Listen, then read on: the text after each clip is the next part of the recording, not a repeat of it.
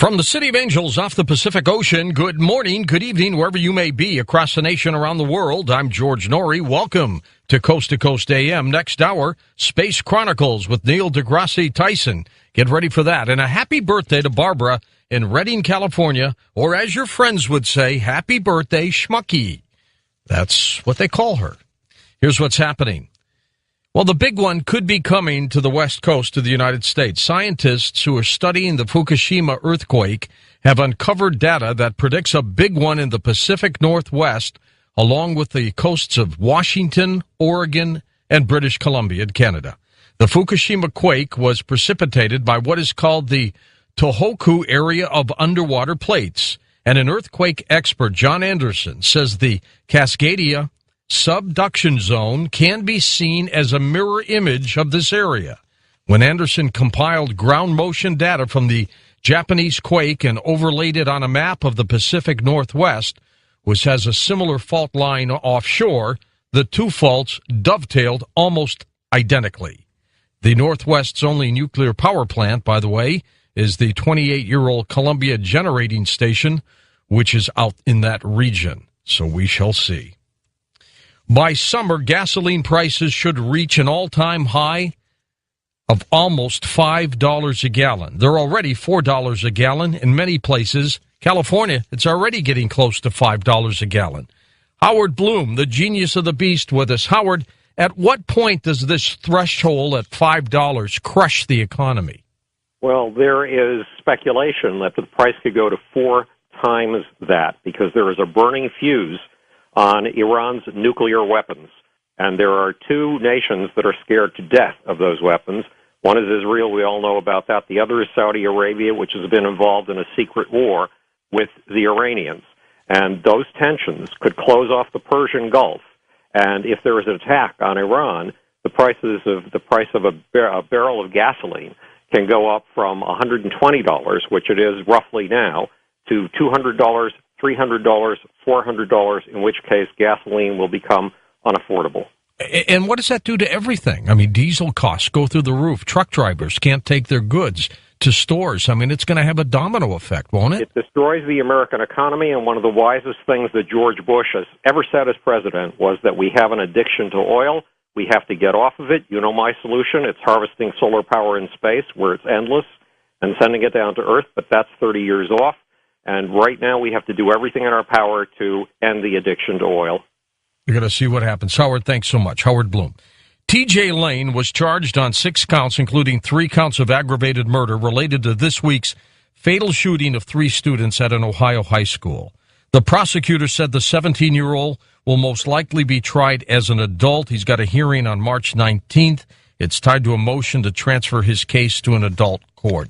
Her tragic situation there. Now, this is not Lane's first brush with the law. According to juvenile records, when he was 15, he was charged with assault for putting his uncle in a chokehold and punching him in the face. Police were called on that.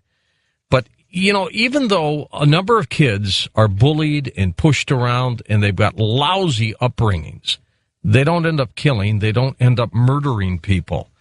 But just to give you a little highlight of this youngster's life, his parents had both been charged with domestic violence against each other, according to court documents. His father served prison time for assaulting a police officer and also was charged with holding a different woman under running water and bashing her head into a wall. So who knows how they treated him. A couple found guilty of murdering a teenager in London. They had accused the teenager of using witchcraft. They have now been found guilty. The Food and Drug Administration has warned patients taking cholesterol-fighting statins that they face a small increase in the risk of higher blood sugar levels and of being diagnosed with diabetes, raising concerns about one of the country's most widely prescribed groups of drugs, a story we had a few days ago here on Coast to Coast AM. Dr. Robin Falkub with us to talk about this for a moment. Robin, first of all, with this warning, what does it exactly mean? Well, they're trying to alert people to the side effects so that they'll be more aware, except they've neglected to mention some of the serious ones. But there has been some admission in the latest FDA report about mental fogginess, fuzzy thinking, problems along those lines, and they feel that at this point the threats of liver damage are not as, that they're very rare, that shouldn't be a big concern. But there is the risk, definitely, for developing diabetes, and then the risk that they did not mention, which just had me very concerned, George, was that they didn't talk about rhabdomyolysis. Now, what's that? Okay, that's a condition where the statins, aside from depleting the body of coenzyme Q10, this is when the skeletal muscle fibers break down, and that breakdown releases a substance called myoglobin. And myoglobin, when it gets into the bloodstream, has to be filtered by the kidneys, and it is very harmful and often causes kidney damage. There are risk factors that can increase that if someone is alcoholism, obviously crush injuries, if the muscle fibers themselves are damaged, heat stroke, seizures. And for the rhabdomyolysis, you have to worry about abnormal urine color, decreased urine production. It would be a darker color, muscle stiffness or aching, muscle tenderness, muscle weakness, and fatigue, joint pain. And, Robin, if somebody's on one of these cholesterol-lowering pills, what do? Call their doctor and say, hey, what's this story now about diabetes and all this stuff? Yeah, they should call because there are many safe alternatives to using these drugs. Public Citizen Health Research Group has petitioned to remove Crestor from the marketplace.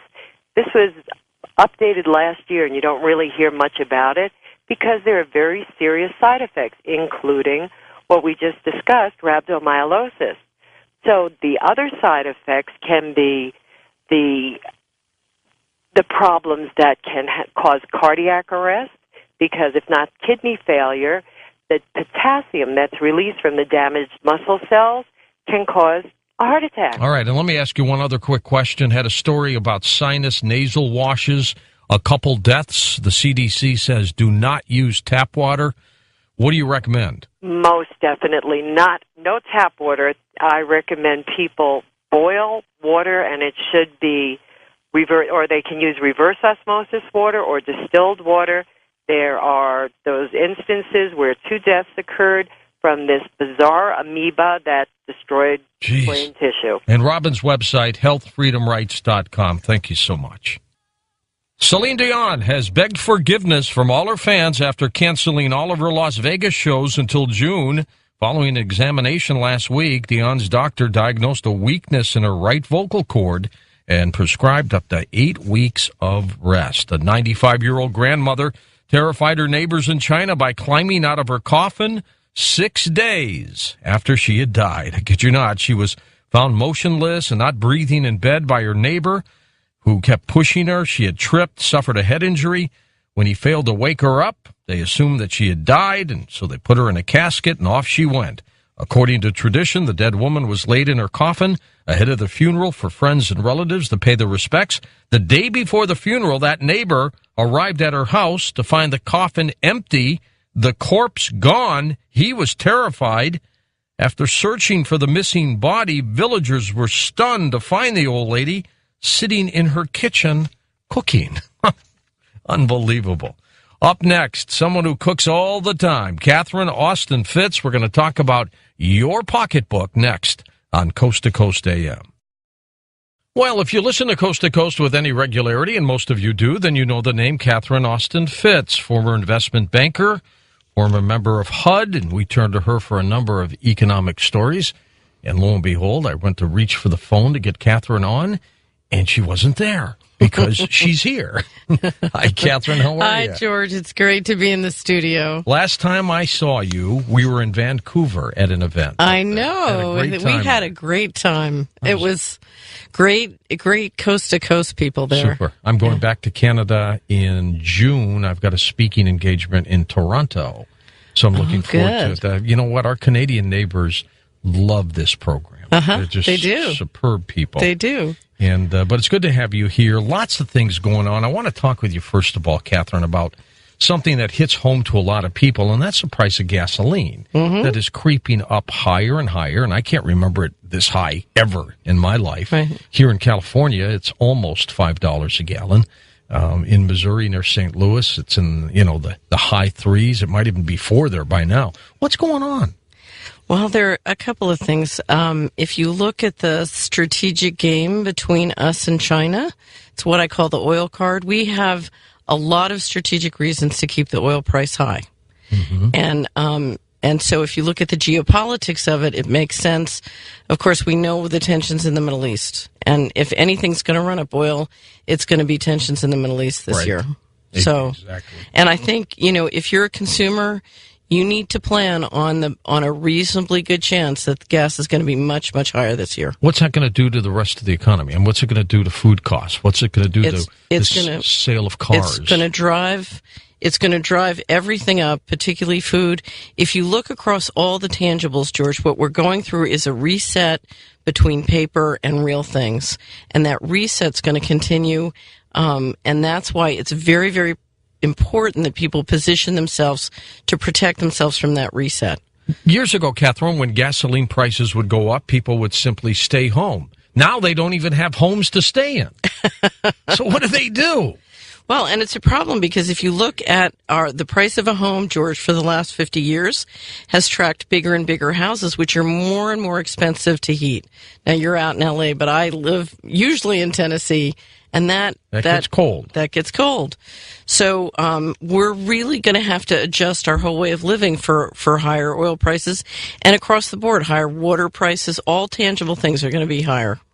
I think it's just a matter of time before Israel strikes Iran.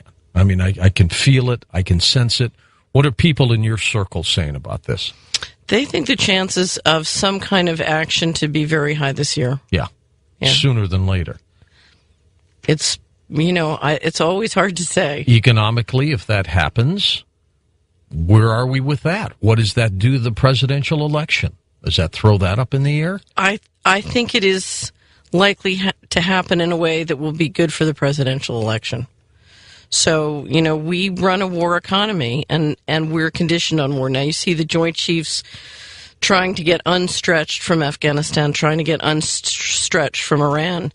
But the reality is, if Iran happens, I think it's going to be good for certain interests. So, all right. So, what do you recommend these days for people at home? What should they do? Well, I think the first thing is to understand that we're going through an enormous change in the economy, George.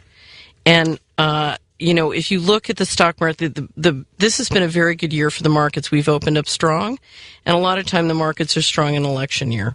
So that's not surprising. But if you look deep into the stock market, what you discover is there's an old world dying and there's a new world birthing. The new technology is having, and because you're in the media business, look at what the shift from desktop to handheld has done. Oh, huge.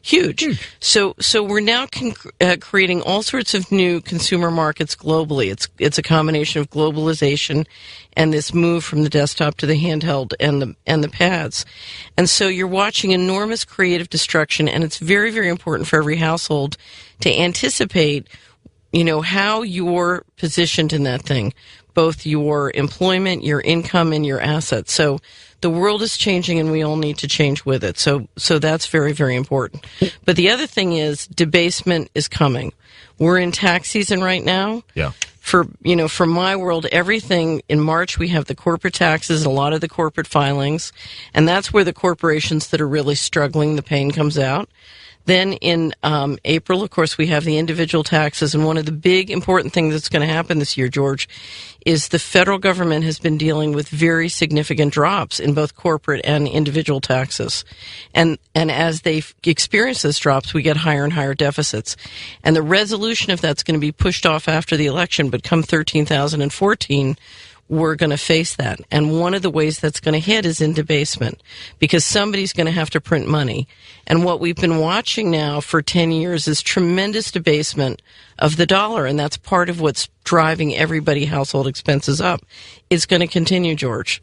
I would say the Fed will print more money if it has to. The Fed is printing more money as we speak. And people always say to me, could my gold be confiscated?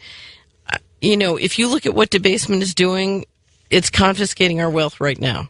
It's chipping away at it. Very chipping away. So one of the things we all have to be prepared for is inflation of our everyday expenses. So anything you can do to bring down your overhead, to bring down your debt is unbelievably important, and to make sure your income is coming from those parts of the economy that are growing and not dropping. We're not going to have a total collapse. We'll have some industries that do very well, like you just said. Yeah. You have industries right now that are doing very, very well. So it's old world to dying, new world birthing. Now, what many people are struggling with is that process was delayed by the housing bubble and the debt bubble. Right. You know, we put off the day of reckoning by having a bubble, and of course, the collapse of the bubble makes it harder and tougher. Well, you know, here we are. We're in an economy that is just, weak, just very weak, and it has glimpses of coming back, but it doesn't. It can't take a rapid punch like this. The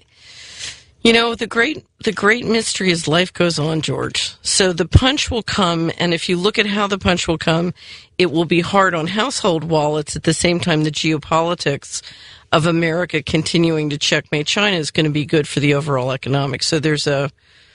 As buyers, consumers, you mean? Well, my gas price goes on, but at the same time, America being dominant geopolitically means the value of the dollar stays high. Mm-hmm. The dollar stays the reserve currency, and everybody in America has financially benefited and continues to benefit from the dollar being the reserve currency. We have talked about who's to blame here. I've talked about Wall Street. You've talked about government. Maybe both? Well, there are a couple things going on, but I think the most important thing is we have a group of people who are centralizing political and economic control. And they're doing it in a way that I think many of us find it very, very unattractive. Because you're watching the reduction of political participation and political power on the part of the average person. Now, many people think, well, that's being replaced by my consumer power. But we're clearly going to a world where there's centralization of wealth. And I think that's very uncomfortable for people in America who've enjoyed a broad middle class. Now, with that is coming globalization, and of course that opens up all new worlds, all new kinds of opportunities for many, many people. So there's good and there's bad in it, but I think the centralization is very, very uncomfortable. What are we doing about the housing mess? Is that being fixed? No.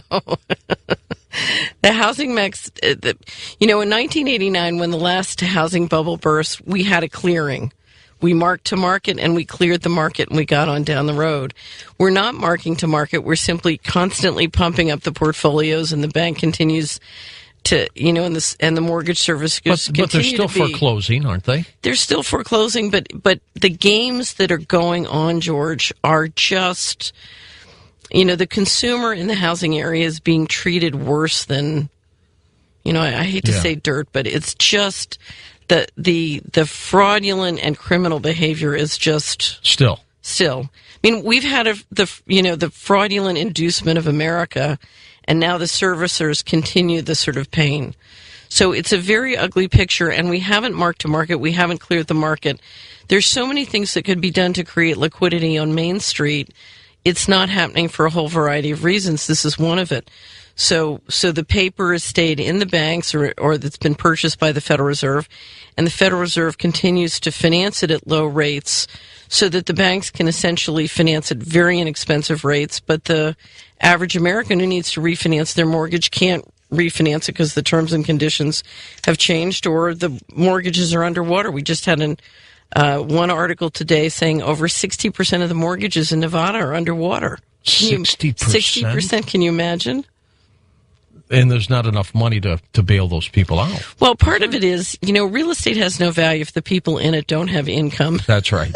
It doesn't mean anything. It doesn't mean anything. And if you look at the drops in income both to American households and American government, it's enormous.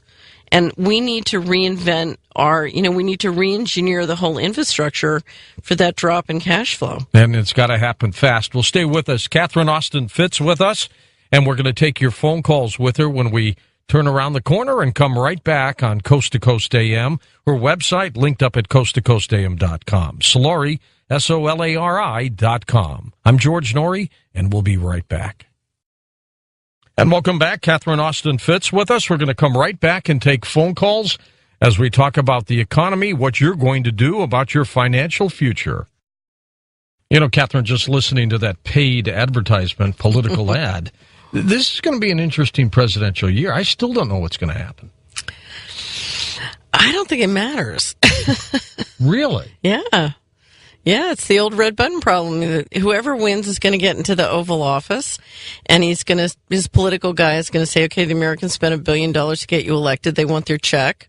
And he's going to turn to the Secretary of the Treasury and he says, you're going to have to be nice to the people who control, all the dirty money because we need to finance the deficit. I mean, if the deficit is going up every year. We have tax revenues down and unemployment, Social Security, military going up, and so you've got a very fragile empire.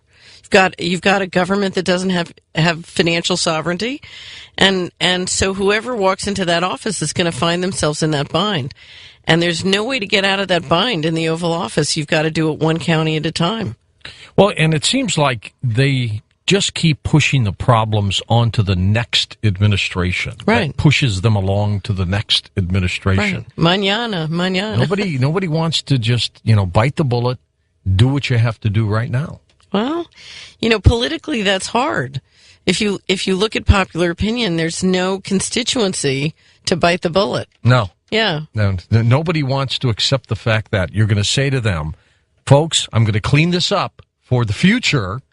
It's going to be bad right now, and it's going to hurt you, but in 10 or 20 years from now, it'll be glorious for them, thanks to us. That's why we're watching debasement. So I can't build a political constituency to balance the budget, but I can build a political constituency of me and the central bank to just debase the currency. So you're financing this, and you're resolving the financial tensions by debasement. And that's why John Williams at Shadow Stats just had a new inflation report.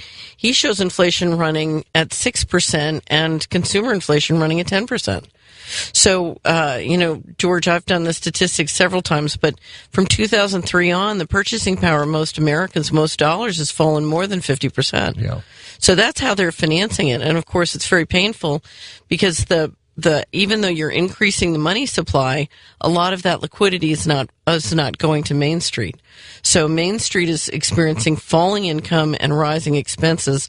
I call that the slow burn. And this debasement is what's eating us alive. So it comes back around in a much more sneaky way. The budget is balanced in this way, sort of behind the scenes. It's not just happening to Americans, it's global, because that's how we're financing a global empire. It's a global taxation system through the balance sheet. We print money, everybody has to take, and then it goes down in value 5% every year. Okay, back to the phones now. Let's go to our first-time caller, Steve in Dallas, Texas. Steve, good morning. You're on with Catherine. Go ahead. How you doing? I'm just wondering if your guest or you understand that the spot market price on oil is not what the gas companies pay. The gas companies, especially the ones I know in the Southern Gulf, they buy tens of millions of barrels of gasoline on a purchase order, and they'll take delivery on those barrels anywhere up to 6 months later. Right. And the people I talk to, they haven't paid over $50 a barrel in 7 years. Right. Now, why people don't understand this, but the $106 market price or spot market price we're talking about is only there to establish a retail price. That's all it's for. Right, these are and what a nice retail price it is. Right, it's an excellent point. Because if you look at, particularly for the big oils, if you look at their finding costs over the last 10 years, George, there is no rationale to describe the difference between the finding cost and the cost at the pump. I think one of my favorite books on the oil market, Jim Norman's Oil Card, published about 5 years ago, estimated at the time that Exxon's finding cost was $4 a barrel. So that's it. Oh, yeah, no, we're watching enormous differential between what we pay at the pump and what the finding costs are. You know, Catherine, I happen to be an abiotic oil believer. I think this planet has an abundance of it. Doesn't necessarily mean we should be using it or burning it, but I do believe that it's here. And, you know, we've got in this country alone untapped billions of barrels of oil. Let's go back, because you know I'm a financial person. Let's talk about control. If you're going to control the global currency, then you need to control not just your oil, the central banks and the military, but you need to control the trade in a critical asset. That's so right. It's essential that dependency on oil continue, and you continue to keep that price inflated to manage the currency, because it's not just about oil, it's about the whole financial system. One of my theories is the reason they're trying to get such tight control over the seed and food supply is if you're going to roll out a global currency, oil's not going to do it. You need something much more powerful, and I think you're right. I think if you look at what's really going with oil and the real finding costs and what could happen with technology, there's no way oil can go the distance. So the question is, what's going to be the asset that keeps giving the same powers that be that kind of control? But I don't think the price of oil is about the finding cost of oil. I think it's about control. Let's go to Oklahoma. Robin's with us, east of the Rockies. Robin, go ahead. Hi, George. Hi, Jeff. How you doing? Hi. I wanted to know, can they foreclose on a mortgage even if you're paying, and just because they might think you're just not a good risk? And if so, do we need to be putting money back? We're both on disability, and I don't get all mine because it's not supposed to go to a certain level, and I've been trying to put back because my teeth are bad. Mm-hmm. And, I mean, what we're living on is like maybe a little above poverty level. Right. Maybe. Every situation is different. Every situation is unique, so I hate to generalize, but I will tell you we've had situations across the country where people foreclose, even if you're paying the mortgage. We had one guy get foreclosed on who didn't have a mortgage, and I think you had that story on your site, George. I will tell you, just to share my experience, I did a new mortgage several years ago, and that mortgage has been traded 5 or 6 times, and every time they trade it, they try and default me. And it's like a war game. So you have to be very, very careful. It depends on whether who your servicer is, if the mortgage was securitized or not. But I would be impeccable in your payments and impeccable with your records, and take personal responsibility to track and make sure the payments are correct and everything else. You cannot assume that the servicer is honest or is trustworthy. No, at all. Jeff in Hutchinson, Kansas. Hey, Jeff, thanks for calling. Go ahead. Hey, well, I'm another disabled person since 2003, and I had 2 small student loans that were both under $10,000 to begin with, anyway. And I thought that I had applied for hardship, and I thought that had been accepted because I got a letter saying it was many years ago, which I, of course, lost somehow. And but about 3 weeks ago, I got a call all of a sudden out of nowhere from a collection agency saying they were wanting to collect on the student loans that I have. And I said, well, if you go to my credit report, it still shows 2 loans, but it says 0 balance. And according to my president of my local credit union, is a friend of mine, that means that I don't owe them anything because it shows 0. And I told the lady this on the phone. Of course, she differed with me. Since then, I've gotten some papers from them saying I can fill it out, and they'll tell me how much I owe. But I shouldn't know anything. I can't figure out why somebody's attacking me on the phone now. Was it a sold note? You have to be very, very careful. What you need to do is reassess. They are required to present documentation to you as to what you owe and why you owe it. And what you're going to have to do is go back and duplicate your records and make sure that you can prove that you don't owe anything. But I would be very careful. And again, you can never, ever assume that their intention that they're not being fraudulent. So it's going to, in these cases, it generally takes a lot of time and work. But do everything you can to document that you don't owe them anything. Catherine, what's going to happen when the health care bill takes over? Oh, George, I can't imagine. What a mess. I'm very opposed to the health care bill. Repealed. Somebody's got to repeal it. Well, here's the amazing thing. If you look at the deficit, we can't afford health care the way it exists now. So how that's going to, to me, the health care bill is more about tyranny than it is about health care. So I'm very opposed to the health care bill. But I think, if you look at the revenues falling to the federal government, the acceleration of the inflation coming from debasement, and then you look at what is predicted to come in terms of costs, exploding costs for Medicare, Medicaid, and all health care, something's got to give. We need literally to reinvent our paradigm about how we're going to do health, and we have to invest much more in preventative care than in the back end, because the back end is killing us. Yeah. Okay, let's go to Greensboro, North Carolina. Hey, Bill, thank you for calling. Go ahead.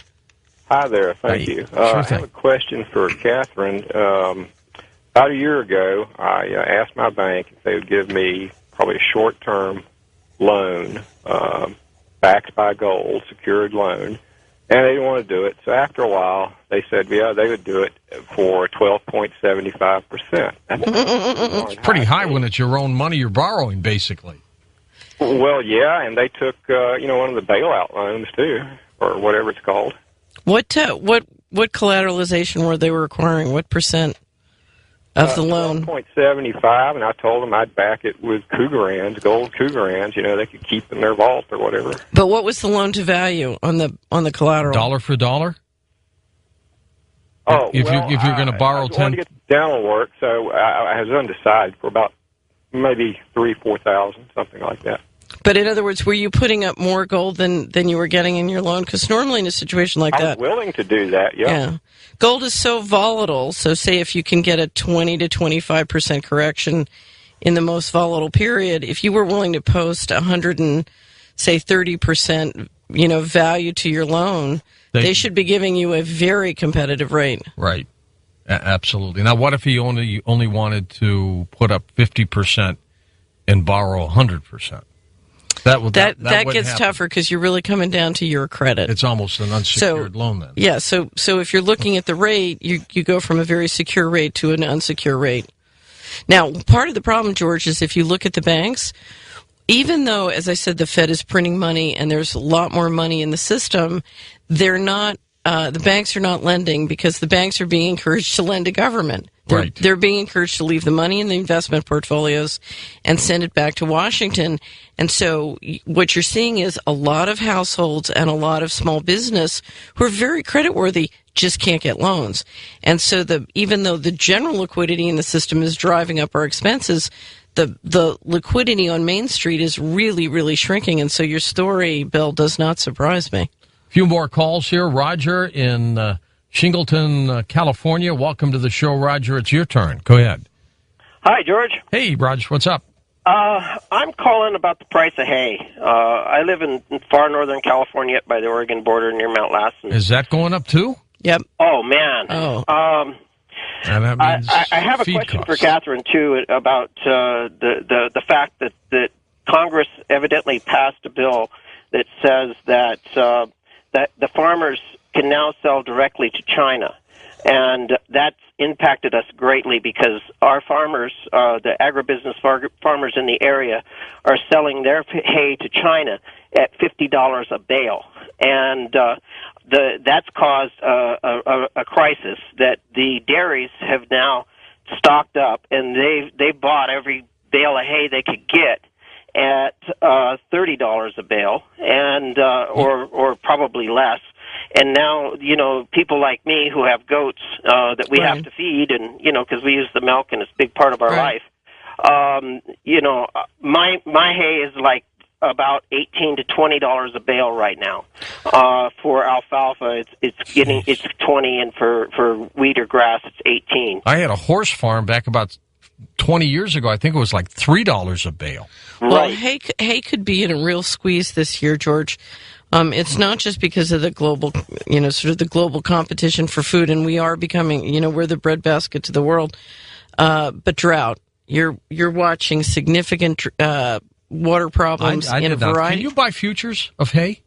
I'm sure you can. I've never traded the futures. That might be a great investment. Well, last year we had plenty of water. I mean, we had so much water it was destroying some of the hay in the fields here in California. So the droughts weren't an issue. We had plenty of hay. It's just that there's a bit of a panic with it. Milk is just going to go skyrocket when those people run out of hay in the barns, and a lot of the hay is going overseas. Milk is going to be more expensive than gasoline. So food, it's getting scary. The one thing that everyone should be very focused on is the rising price of food and water. We just had Seattle announce the first public landscaping of an edible forest. And this, George, is a town in England that's done this. What is this? You replant. It came out of a permaculture work group. Very exciting. You replant the public spaces to be literally to produce food, like gardens, right? And the citizens who need the food as they're walking home, they just they take the plum off the tree or grab a tomato. Yeah, exactly. It's free. Right, and if you look at all the public spaces and land in this country and all the landscaping, if we redid it for edible forests, that's going to happen, because if you look at what's happening with the price of food, and it's not just the price of food that we need to be concerned about, it's the quality as well. So get ready to learn how to garden, because that's going to be, food is going to become the real luxury of the 21st century. Tom is in Riverside, California. Go ahead, Tom. Hi, George. Hey. Hi, Catherine. Hi. I just wanted to ask, there's a lot of gloom and doom, involved here, but I feel that the country is more or less being maneuvered. This is not somebody screwed up somewhere in the back of the office. This is something that's being maneuvered and pushed, and we're going to end up in a situation where we're going to be compromised in this country, or that's how I think the Constitution is going to be taken out of our hands and tore up, because we're going to be in a situation where you simply don't have any choice financially on an individual basis but to capitulate. But I wanted to ask you, basically, what if the government was accountable, which I don't think it is on any level, but if it was accountable, what would be the road? I'm thinking maybe drills. I don't see any reason in my mind, if I was an American, if I had a president that I could elect, maybe Clint Eastwood, for instance, Donald Trump, Sarah Palin, some of these people, Arnold Schwarzenegger, maybe, throw those guys in as a coalition, and they all have enormous resources. All right, we're almost out of time. Everybody... Okay, so my fantasy is that in every county in America, people get together and they get a hold of the consolidated financial accounts, and they look at the sources and uses of federal government and local, state and local government money in their place, and discover all the games that, if they turn around, can make them money, can generate income for small businesses locally, can create employment. Let me give you a perfect example. If I call up the food stamp hotline in my state, George, you know who I get? I get somebody in India working for J.P. Morgan Chase. Exactly. I talked to one of those today. Doing a job that we could do in Tennessee. So we are paying twice for something. I used to always run into places where HUD was spending $250,000 per unit to build housing where $50,000 would buy and rehab a single family home. I got one of those calls from India today, and they wanted my Social Security number. I said, nah, no, I don't think so. Catherine, we're out of time. I'll see you Saturday at the Health Expo. You're on Looking my panel. forward to it, George. Me Thank too. you so much. All right, you be well. I'll be back in a moment as we talk Space Chronicles on Coast to Coast AM.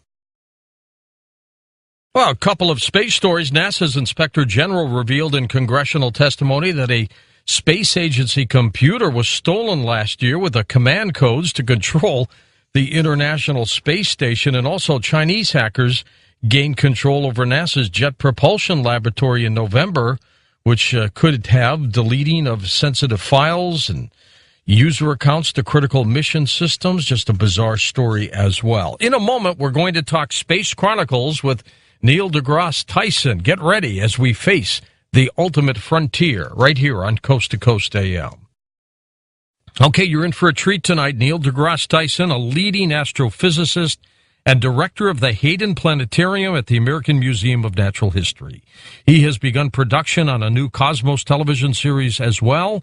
It'll be sometime in the spring of 2013. Neil, welcome to the program. How are you? Thanks. I think it's my third time doing it. I know it. Absolutely. We keep bringing you back, and you keep coming. In fact, this time I'm actually in Los Angeles, so it's not 2 in the morning. You know, I was going to say you were going to have a long night, but I noticed you are not too far from us. Yeah. Super. How have you been? Doing well, thank you. Thanks for asking. Great book. You guys are still at it. That's good. Yes, growing, by the way. We're everywhere. Our huge station in New York, WOR, is just doing great guns, so we're very happy about that, and things are good. So you own the nighttime hours. We are the nighttime hours, Neil. We are. Tell me a little bit about the Hayden Planetarium before we even get into this. Well, you know, we rebuilt the place 10 years ago, 12 years ago, and so it's the Hayden Planetarium is now contained within the Rose Center for Earth and Space, and Frederick P. Rose and his wife gave the sort of leading gift to redo the whole facility. So we just rebuilt it. And that's what got us into trouble back in 2000 when we opened to the public, because we were the first institution to publicly reclassify, or at least place Pluto in an exhibit configuration that confounded your expectations of where it should be. We put it with the other icy bodies in the outer solar system that had been discovered, recognizing that it had much more in common with them than it did with the other 8 planets. That's what we did, and then it got picked up by the New York Times with the headline, "Pluto Not a Planet, Only in New York." And then my life went to hell. Yeah. And so that kind of preoccupied the first couple of years of that episode. But we're past that now, and our attendance has had record attendance over the past 3 years, even through the economic downturn in 2008.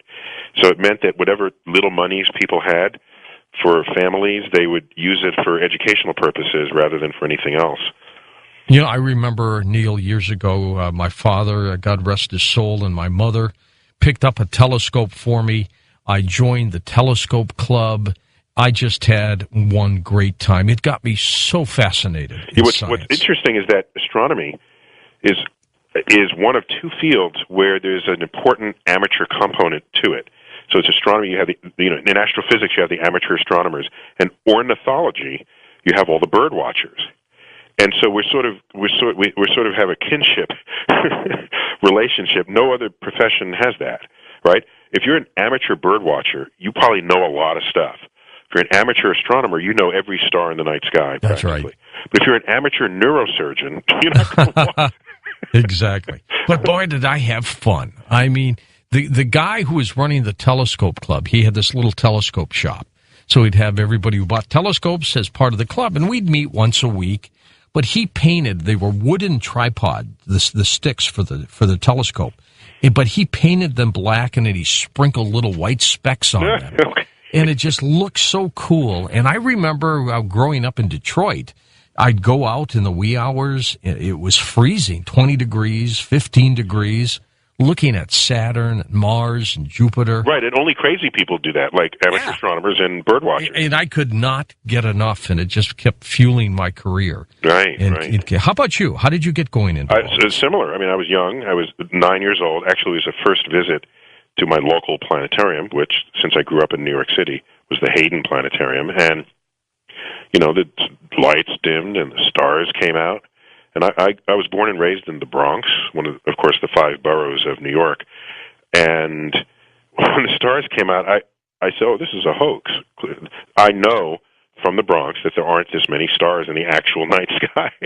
So I would later learn, of course, that was an accurate representation. But to this day, when I'm on the finest mountaintops with the finest telescopes, and I look up and I see the star-filled sky, I reflect to myself that it reminds me of the Hayden Planetarium. Absolutely. It's a very, sickeningly urban statement to make, that the real universe reminds me of the projected universe, but that's how I felt. And I get the sense that the universe chose me, that I had almost no decision in the matter. We're talking with Neil deGrasse Tyson, his new book, Space Chronicles, Facing the Ultimate Frontier. Neil, when you look out into the heavens and you see all this incredible wonderment, do you question how it started, how it began?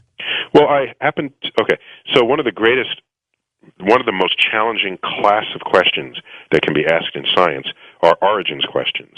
And because typically, if you have an object, you can see what it would be like tomorrow and what it was like yesterday, or extrapolate a little in each side.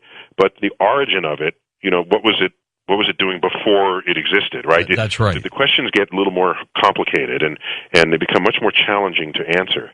So with the whole universe, the Big Bang is our best description of how the universe became what it is today. It's the most consistent concept with the data available, and it takes us all the way back to the first fractions of a second. And people always ask, well, what was around before the Big Bang? And I can answer that. And the answer is, we have no idea. It's a frontier. Actually, we have some ideas, but no data. And so specifically, it's fun to speculate, but no one is putting forth the idea for what was around before the Big Bang. And so it's a frontier, and in that case, we don't even know how we would find it out, right? I mean, we really don't. We just don't. Maybe because you can ask, well, how did inanimate molecules become reproducing biology, right? Yeah, exactly. So you can imagine possibly figuring that out one day, right? Because you just keep working in the lab. Earth did it, so just keep at it, right? But the universe. But we have top people working on that now. It's a frontier, and if you're an active research scientist, the frontier actually excites you. You are drawn to it because that's where you're going to make discoveries. You're not going to keep looking where we already understand things. We wouldn't expect that to be a fertile place to apply your intellect. So when I think of the beginning of the universe, I'm enchanted by it, and I'm called by it, and I look forward to the day when we actually have a deep understanding of it. Theologians and those who are very religious will make an easy answer out of all this, Neil, and they'll simply say, God did all this. Yeah, so I have two replies to that. One of them is, that you could ask that same person, well, who created God? That's right. And then they would say, well, God always was. So then I come back and say, okay, well, maybe the universe always was. That's right. And maybe it's one and the same. Well, that's what I say. So then they would force me to presume that a universe that always was still must have had a beginning, but they don't hold their understanding of their God to that same standard. So I find it a fascinating sort of split in the application of that logic, because I'm not given permission to say perhaps the universe always was, but the religious person is given permission to say that God always was. Right. Are you a believer in some kind of intelligent design? So let me get to that in a minute, because that is the other little part of your question there. If it related to what was it? There was we were talking about basically, is God the excuse? Oh yeah. Thank you. Sure. So now holding the origin of the universe aside for the moment, if you go back through the history of science and look at all the times we had some profound ignorance about something that was going on around us. When I say history of science, I'm going to be very specific. Science, as we now practice it with our current methods and tools, owes its origin to about a period around 400 years ago, basically around Galileo, where you have an idea and then you test it. And then the consequence of the test gives you confidence in whether your idea represents nature or not. Before then, science, as it was practiced, didn't work that way. People just had ideas, and they just said that's how it was. So So it's Galileo onward is what I'm referring to. In those last 400 years, there have been times where people didn't understand things, and there was the urge to say that God did it. Right. Because God is a greater intellect than humans, and if you don't understand it, and God made the universe, clearly God understands it, and that was a perfectly fine explanation. It also eased frustration. Yes, because if you were uncomfortable with the unknown, that was a gap filler for you, right? And so what we found is, if you go back through history, these 400 years, there's so many cases where what was unknown then became explained with just completely natural causes, and then you can reproduce them, and then you can make it happen.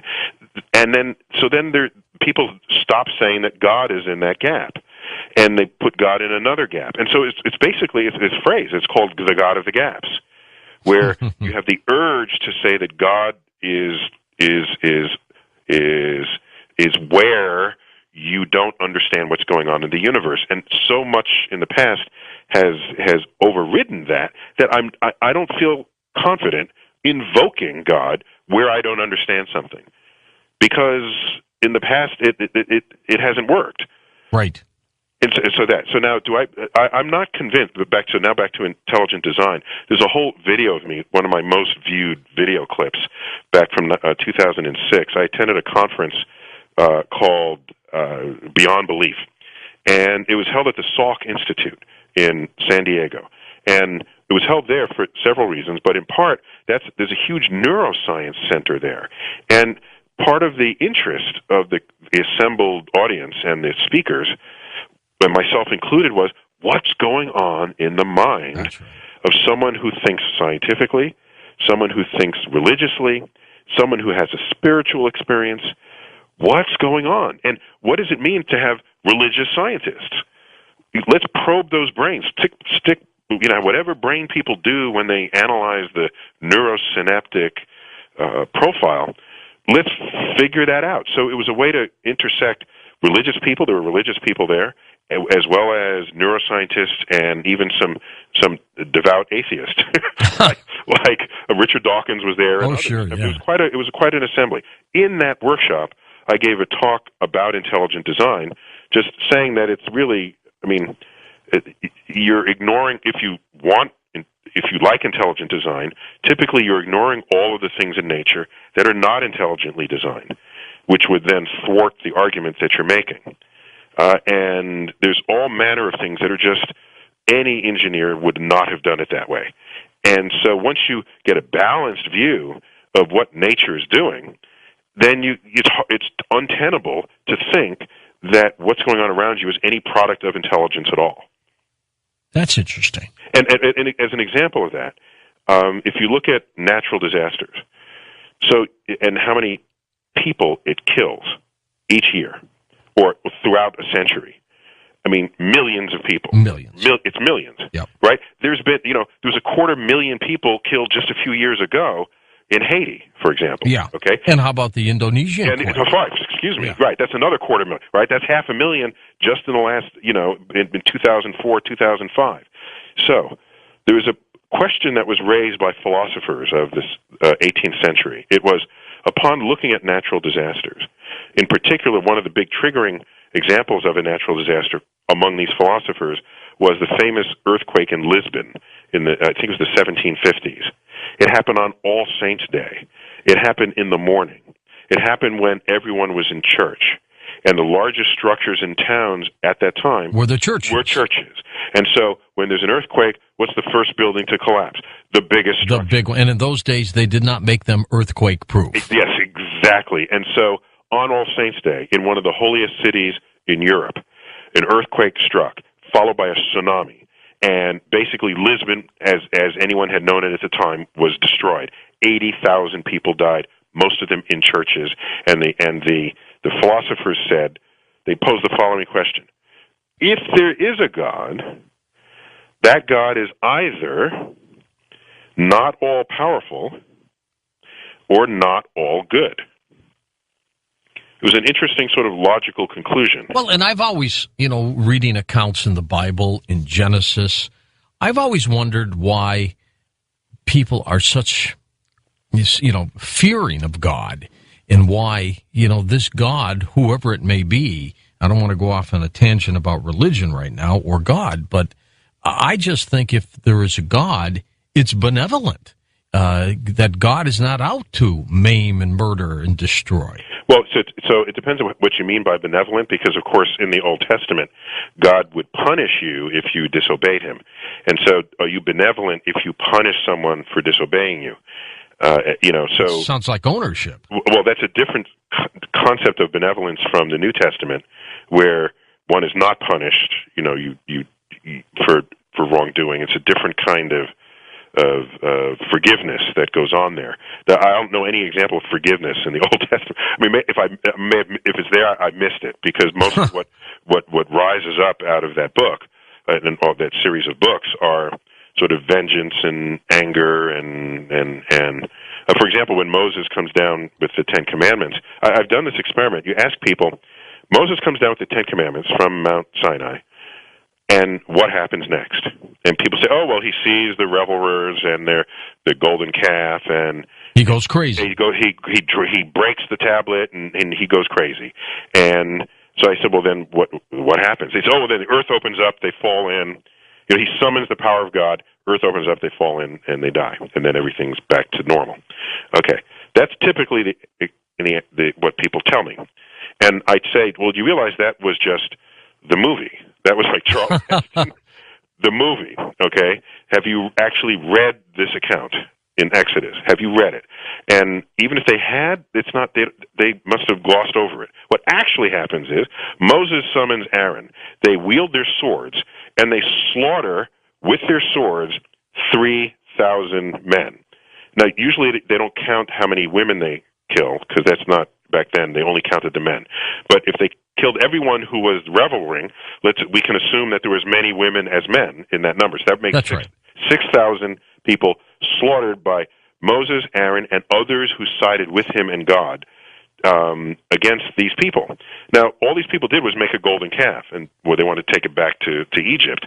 So they didn't actually kill anybody. They just sort of disobeyed God. And so that's not, I don't see that as benevolence, right? And they probably didn't know any better. Perhaps sure. This is a really long time ago, and societies are still being, the conduct within societies is still being formulated. But all I'm saying is that if your health or longevity is a priority of your God, then either God is not all powerful or he's not all good, because the earth spends a lot of its time trying to kill us. Yes, it does. And earth itself, often thought of as a haven for life, is really good at rendering life extinct. I sometimes think the planet, pulling the old Gaia theory, is intelligent, is a living organism, and it's correcting itself. Yeah, I once tweeted, I said, do all these earthquakes and things, and I said, Earth is just trying to shake us off its back. Yeah, it is. It's Earth is pissed off. It is. It is trying to correct itself, right? But in a bizarre way. Now, humans are not sort of uniquely susceptible to the forces of the Earth. What I'm saying is that the estimates are 98, 99% of all life forms that ever existed are now extinct. So it's false to assert that Earth is a haven for life, unless being a haven for life means it's just fine to render life extinct. Now, of course, I'd rather live here than Venus, where it's 900 degrees. It's a little too hot. Neil, we're going to take this break. We're going to come back and get into your work, Space Chronicles. We're going to find out what NASA's doing. Will we ever get back to the moon? Will we ever get to Mars? Let's find out. Neil deGrasse Tyson, our special guest tonight on Coast to Coast AM. I'm George Norrie. We'll be right back. Okay, here we go. Welcome back to Coast. Neil deGrasse Tyson, our special guest. And, of course, he is a leading astrophysicist, director of the Hayden Planetarium at the American Museum of Natural History. We're talking about his new work, Space Chronicles, Facing the Ultimate Frontier. Neil, are you disappointed that we don't seem to have a clear-cut mission yet with astronauts? Well, okay, the Obama administration does have a NASA mission statement. So the issue is not whether there's a mission statement. There is. The issue is whether that mission statement is right for NASA, right for the country, or right for any other expectations the rest of us have for NASA. So that's really where the rubber hits the road. So in the Obama plan, and I was at his speech at Kennedy Space Center, which was given April 15th, and when was it, 2009, I guess? Or almost when he was in office. So sorry, you're right. Yeah, so it would have been, so 2009. Would have been 2009. Yeah, that's right, thank you. And I was at that speech, coincidentally given on tax day, April 15th, and he gave a rousing speech. His speech was always rousing, and there was an interesting line in it where he said, I want to go back to space, and I want to, go to Mars and visit asteroids. And the first time I'd ever heard a president say, let's visit an asteroid. Yeah. So it was very forward-looking. And in there he said, and by the way, we've already been to the moon, so why go back? Let's just skip over that. Okay. So, and that, in fact, got an applause because that's part of a more visionary statement to move on. But when you reflect on that briefly, what you realize is we were already preparing to go back to the moon before we went on to Mars. That was put forth by the Bush administration. That's right. And so that plan would have people transitioning immediately after the shuttle, going to work directly on the launch vehicles that would go to the moon, which would be sooner than anything that would take us to Mars. By saying, let's not go to the moon, everybody that would have worked on that moon mission essentially got laid off or reassigned, so thousands and thousands of people lost their jobs because of this.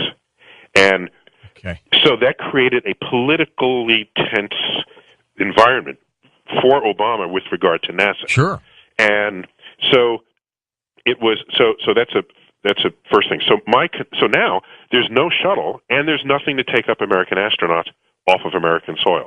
Yet we have the International Space Station that essentially we built with the help of international partners, but we were the lead partner in that. So how do we get to the space station? We got to hitch a ride with the Russians. And pay them. Yeah, so therefore, hitch is not the right word. That's right, an expensive taxi. When you hitch a ride on a car, they're not charging you for that, right? So we're not hitching, we're buying a seat and to ride a Russian spacecraft to go to our space station. And that's embarrassing, actually. I agree with you.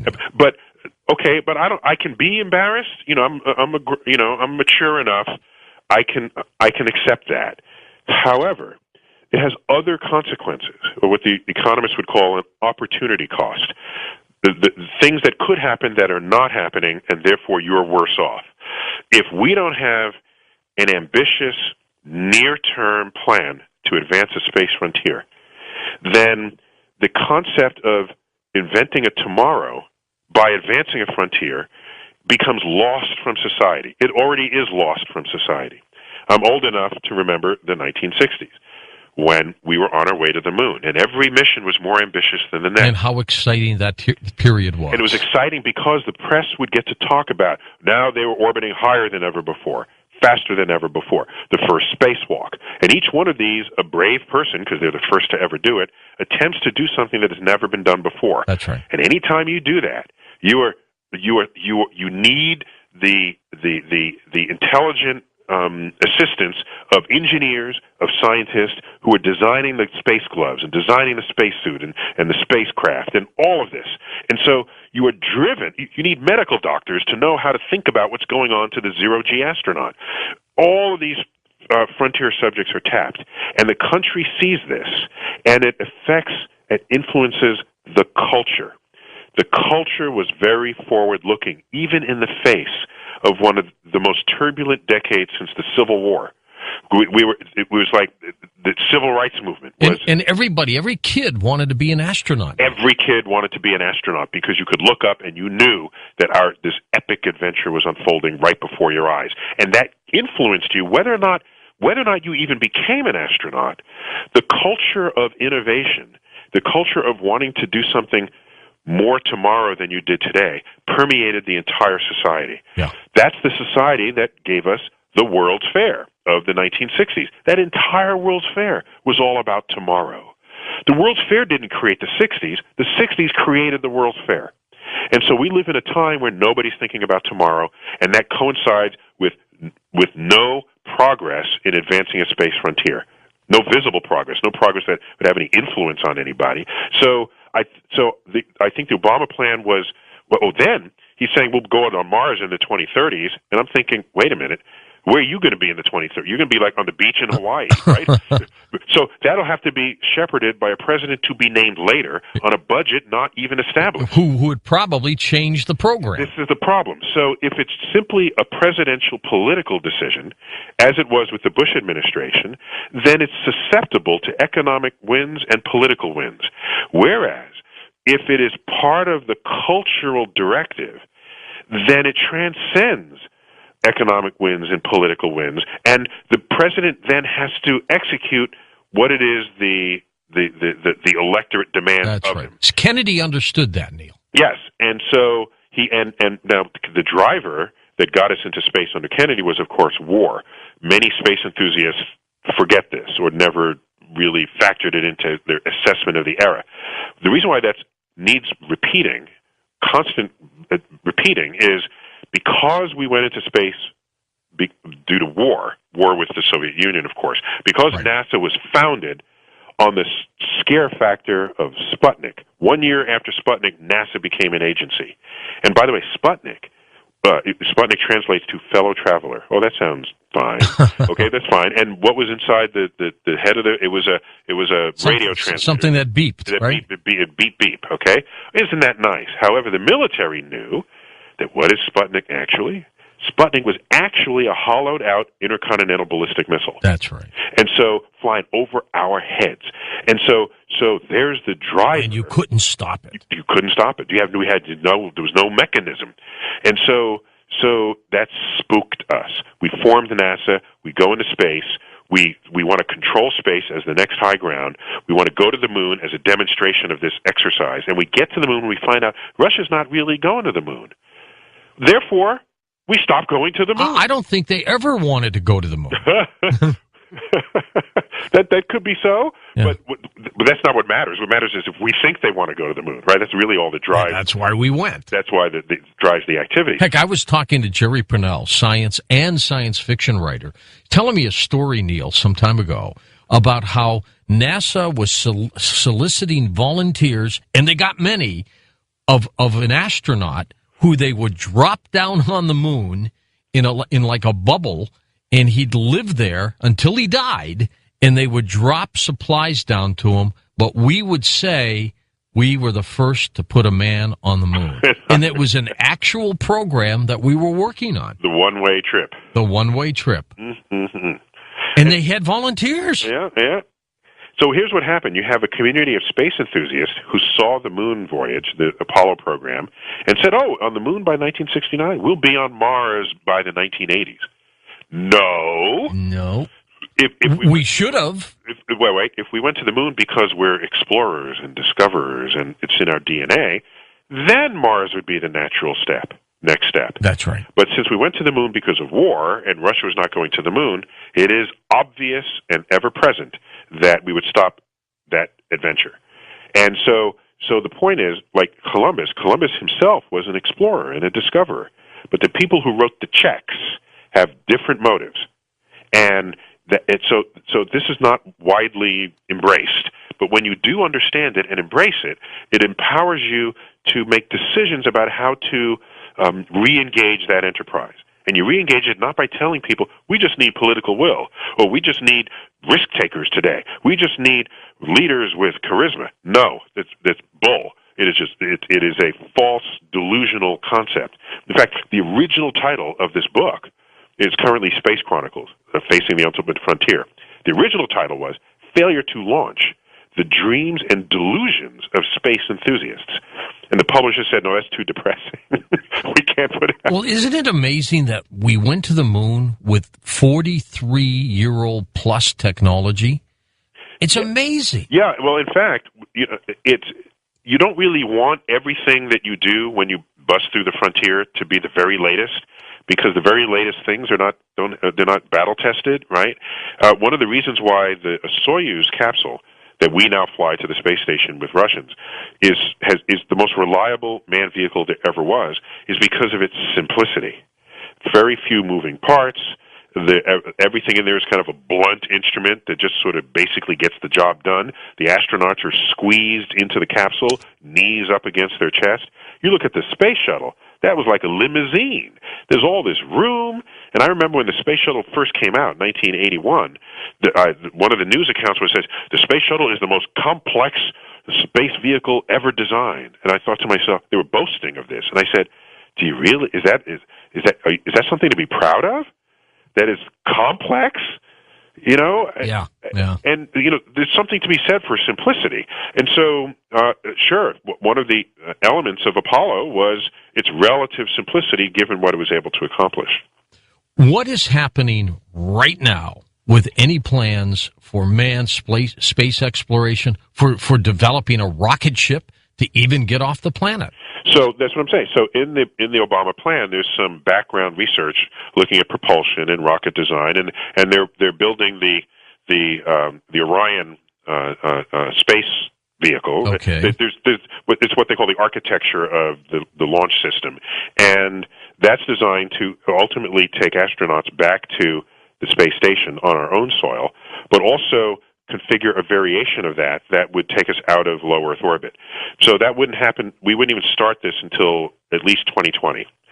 And so I'm just saying that the funding that is driving this is very low and is very it doesn't have is it organized? No, it is organized, but it doesn't seem like people are in a hurry. It doesn't seem like there's some great imperative to get it done. And there's no motivation. The motivation, that's a better word than anything I've been throwing at you. The motivation is, I got a job and I'll do it in maybe, 2020 or if not 2025. And, I don't feel the urge.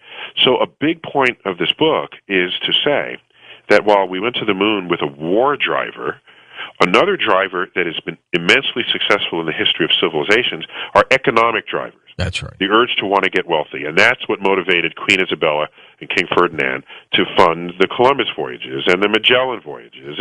And it was an investment for them. Investment, a return on your investment. And so I claim that if you double NASA's budget from the half a penny on a dollar it is now to a whole penny on a dollar, then on your tax dollar, then that'll put enough money in the hopper for NASA to do all these other things people have wanted it to do, like monitor Earth and monitor the weather and all these sort of local things, and give it the budget it needs to actually advance the space frontier. Something high profile. That's the better word.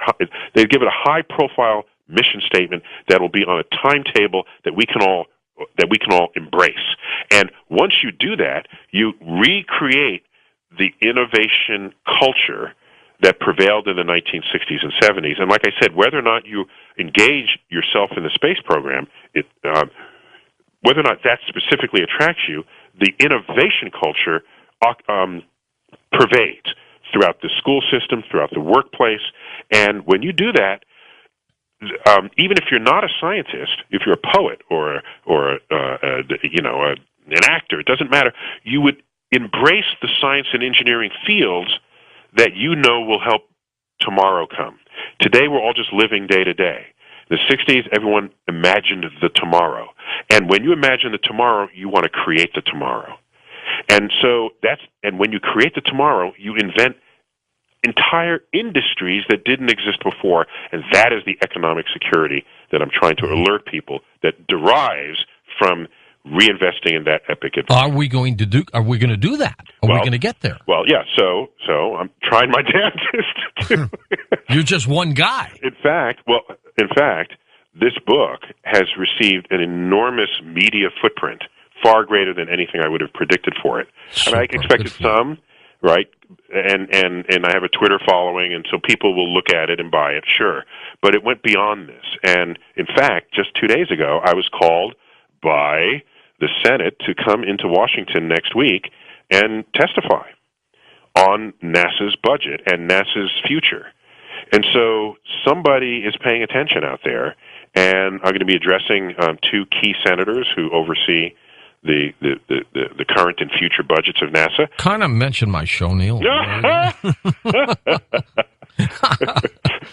I'll see if I can give it a plug. Yeah, see how you can leak that in. You know what I can do? I'll say something like, from coast to coast in the United States. That's right. That's right. Well, you're going to get a lot of calls later on tonight. I look forward to that. You always have, your folks are... It's a fun I first want to know why they're awake, but other than that, they're great. Well, 33% of the people are awake at night. Did you know that? I didn't know. Even late, like wee hours? Yeah. 33. And they're working. So that's the midnight shift. I mean, the graveyard shift, I guess. They're getting ready for early work, or they're police officers, they're security, they're nurses, they're everywhere. Right. It is truly amazing. Well, would you go, if this was up to you, would you go back to the moon or would you go straight to Mars? See, I would. That's not even the question I would ask. That's because that's not my goal. My goal, and I don't want to force my views on others because we tell ourselves we live in a free society. Let's assume that's true, and it's in a democratic society. So I want people to just be informed and enlightened, so that when they make a decision or a judgment about how we spend our tax money, that it's an informed decision, right? So when someone says, "Why are we spending money up there and not down here? We need it down here. There are people with problems." That's not an informed sentence. And I'll tell you why, because go look at the federal budget. The federal budget spends 50 times, 50, not 15, 50 times more money on social programs and education than it does on NASA. So to say, why are we spending money up there and not down here? We are spending money down here. So what are you asking for? To zero NASA's budget and top off the social programs by 2%? So I want people, when they vote and when they think, to be informed. Then I feel comfortable that we get the government that we all deserve and that we all want, not the one that's handed to us because we don't know how to think. And so that was an aside. Sorry about that little commercial there. But the question was moon or Mars? Oh, right. So I would pose it a different way. I would say, you know what I want? I want a suite of launch vehicles that allow us to go wherever we want at any time. Now, they're working on a booster called the Space Launch System, aren't they? Yes. SLS, right? Yes, the SLS. And so that's the system that I just described. Oh, that's it. Okay. Get us back to the space station and the architecture of that, which that's the phrase that's used for this in this business. The architecture is still being sort of detailed. They might do a little lunar orbit. Perhaps, that's right. Well, yes, actually, but before landing, to remind ourselves how to actually leave low Earth orbit. That's right. What I'm saying is that once you have a suite of launch vehicles or launch booster ensemble, right? Take 3 from column A, 2 from column B, because you're going to an asteroid instead of a Mars. Then there could be scientific reasons to go to one destination, geopolitical reasons to go to another. There could be tourist business reasons to go. Maybe you want to mine an asteroid. And so then when you reach that state, then the solar system becomes your backyard. When it was time to build the internet system across the country, they didn't just build one road because they chose the destination that they want everyone to go to. You build roads everywhere. And now you have the freedom to go where you want. That's what a spacefaring nation needs to do. That's a good point. Neil, we're going to take this break. We're going to come back. I want to get your views on robotic systems compared to actually sending a person up there into space. I'm George Norrie, back in a moment with Neil deGrasse Tyson. We're talking about his work, Space Chronicles, and we'll be right back. And tonight our special guest is Neil deGrasse Tyson, his work, Space Chronicles, and we'll be back with more on space on Coast to Coast AM. And welcome back with Neil deGrasse Tyson. Neil, what about space robotics compared to sending humans? Well, robots are far more capable of conducting experiments when they're well designed than any human could possibly execute. In fact, if you sent a human, you probably send them a little black box to do the experiment anyway. So now that we have robotics that can be remote controlled or even autonomous, then if scientific research is your goal, then there's no justifiable reason to ever send human beings. Really, I mean, if you could piggyback a human just for the ride, sure. I'm sure there are rock geologists who'd love to go to Mars with a rock hammer. But when they're confronted with the option, okay, we can send you for X, or we can send a robot for 1/100th of X. In fact, you can send 100 robots. That's right. For what it would cost to send you. I don't know any scientist, confronted with that cost factor, that would say, send me instead of the 100 robots. Now, but all of space exploration is not science. In fact, if you look at the NASA budget, the average over its 54-year life, science has averaged no more than about a quarter of the total budget. It peaked at 40% just a few years ago, but the long-term average is down in around a fourth. All the rest is to the manned program. The manned program to build the space station, the manned program went to the moon. There are geopolitical drivers that account for that. And as long as you know that, it doesn't mean it's meaningless to then complain that science isn't getting done. Not breathing in bed by her neighbor, who kept pushing her. She had tripped, suffered a head injury. When he failed to wake her up, they assumed that she had died, and so they put her in a casket, and off she went. According to tradition, the dead woman was laid in her coffin ahead of the funeral for friends and relatives to pay their respects. The day before the funeral, that neighbor arrived at her house to find the coffin empty, the corpse gone. He was terrified. After searching for the missing body, villagers were stunned to find the old lady sitting in her kitchen cooking. Unbelievable. Up next, someone who cooks all the time, Catherine Austin Fitts. We're going to talk about your pocketbook next on Coast to Coast AM. Well, if you listen to Coast with any regularity, and most of you do, then you know the name Catherine Austin Fitts, former investment banker, former member of HUD, and we turned to her for a number of economic stories. And lo and behold, I went to reach for the phone to get Catherine on, and she wasn't there because she's here. Hi, Catherine. How are you? Hi, George. It's great to be in the studio. Last time I saw you, we were in Vancouver at an event. I know. We had a great time. It was great coast to coast people there. Super. I'm going back to Canada in June. I've got a speaking engagement in Toronto. So I'm looking forward to it. You know what? Our Canadian neighbors love this program. They're just superb people. They do. And but it's good to have you here. Lots of things going on. I want to talk with you, first of all, Catherine, about something that hits home to a lot of people, and that's the price of gasoline that is creeping up higher and higher, and I can't remember it this high ever in my life. Right. Here in California, it's almost $5 a gallon. In Missouri, near St. Louis, it's in the high threes. It might even be 4 there by now. What's going on? Well, there are a couple of things. If you look at the strategic game between us and China, it's what I call the oil card. London, they had accused the teenager of using witchcraft. They have now been found guilty. The Food and Drug Administration has warned patients taking cholesterol-fighting statins that they face a small increase in the risk of higher blood sugar levels and of being diagnosed with diabetes, raising concerns about one of the country's most widely prescribed groups of drugs, a story we had a few days ago here on Coast to Coast AM. Dr. Robin Falkub with us to talk about this for a moment. Robin, first of all, with this warning, what does it exactly mean? Well, they're trying to alert people to the side effects so that they'll be more aware, except they've neglected to mention some of the serious ones.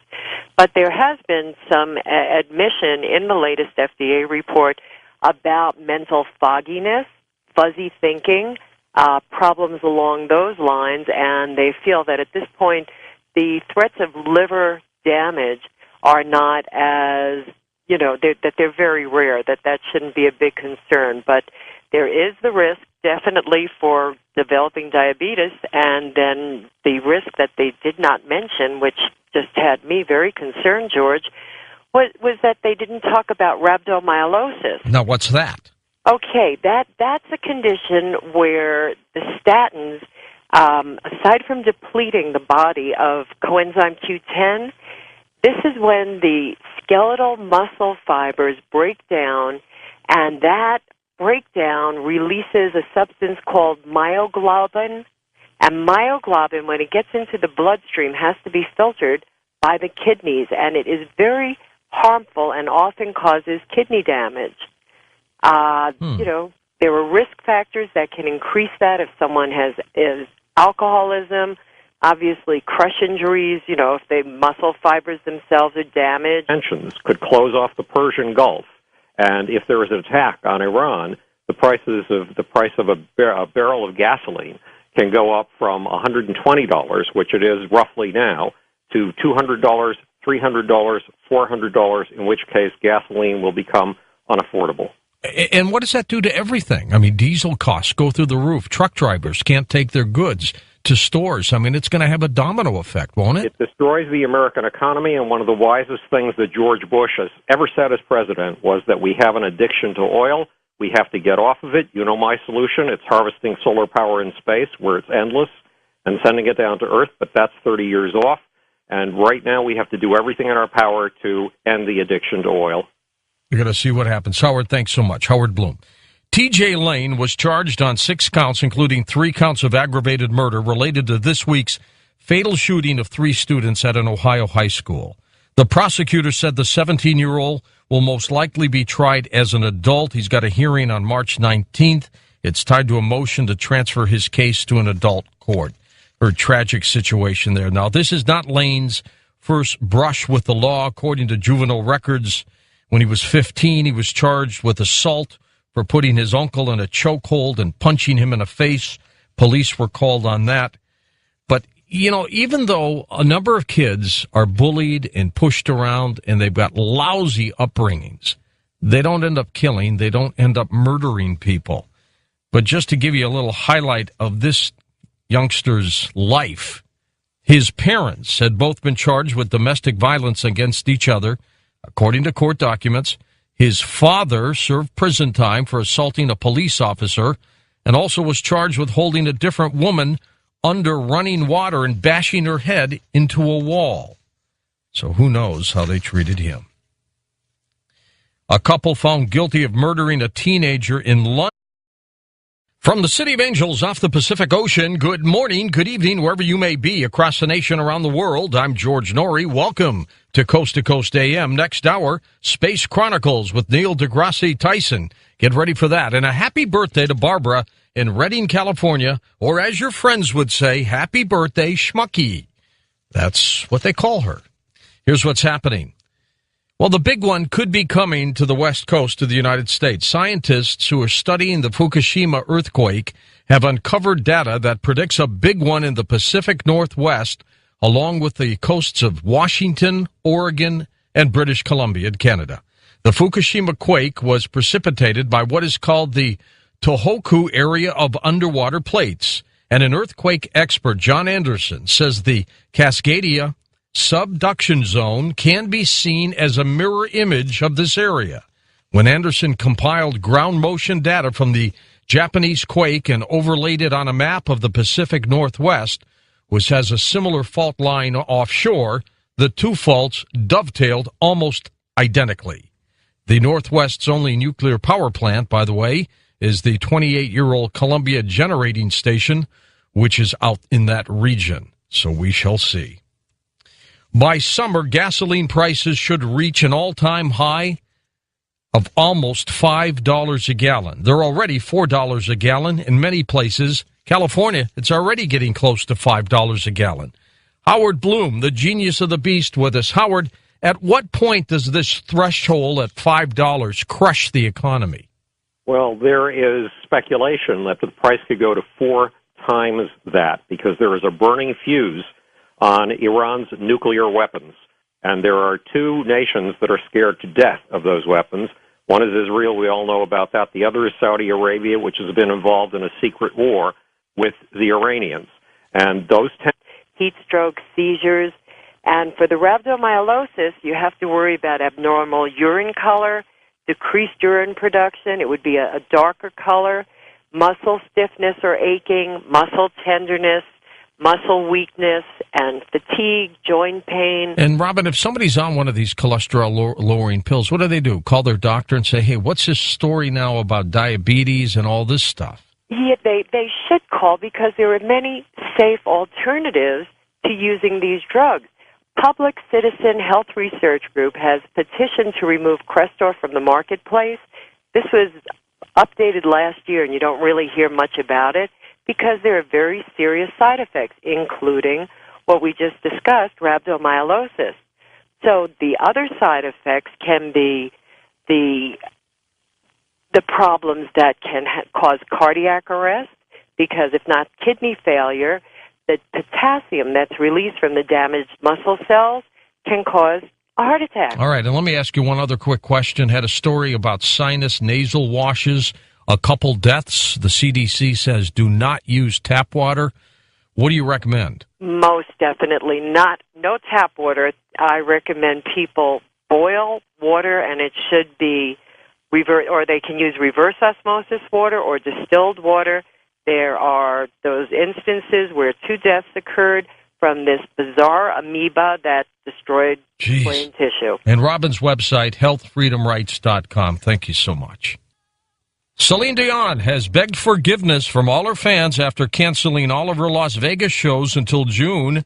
Following an examination last week, Dion's doctor diagnosed a weakness in her right vocal cord and prescribed up to 8 weeks of rest. A 95-year-old grandmother terrified her neighbors in China by climbing out of her coffin 6 days after she had died. I kid you not, she was found motionless